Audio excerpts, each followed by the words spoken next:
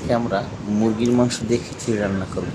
পেঁয়াজ মরিচ কেটে নিয়েছি, রসুন এবং আদা পিষে নিয়েছি, মাংস এবং আলু ধুয়ে রেখেছি, চাল ডাল মিশিয়ে নিয়েছি। এবার রান্নার কাজ শুরু। মশলা দিচ্ছি পর্যাপ্ত পরিমাণে, মরিচ হলুদ দিচ্ছি। এর আগে দিয়েছি দারচিনি, এলাচ, মাংস মশলা, হলুদ,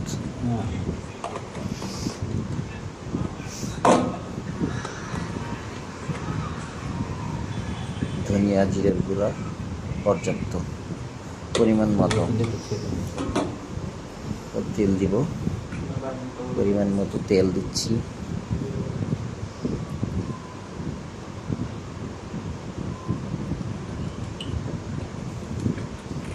তেল দিয়ে নিলাম।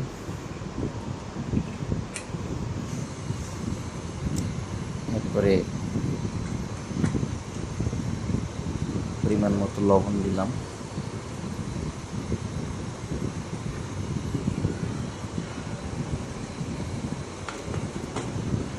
এরপরে একদম মশলাটাকে তেলে দীর্ঘক্ষণ সময় ধরে নেড়ে চেড়ে, আঞ্চলিক ভাষা বলে কষানো, কষাতে হবে। অনেকক্ষণ কষানোর পরে এটা যখন শুকনো হবে, লালচে বর্ণ, হালকা লালচে বর্ণ মশলাটা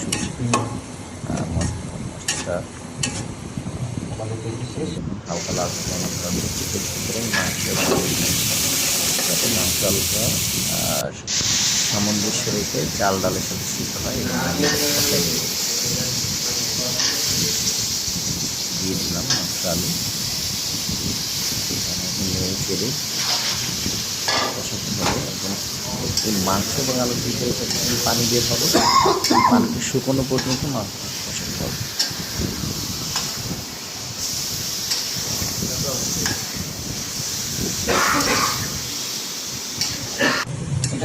এই যে দেখেন পানিটা, এই পানিটা শুকানোর পরেই পানি শুকিয়ে গেছে। এরপর চাল ডাল মিশ্রিত অবস্থায় চাল দিয়ে দিচ্ছি।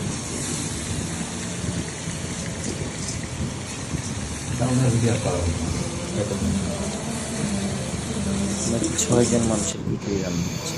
খিচুড়ি কষানোর পরে পর্যাপ্ত পানি দিয়ে দিচ্ছি।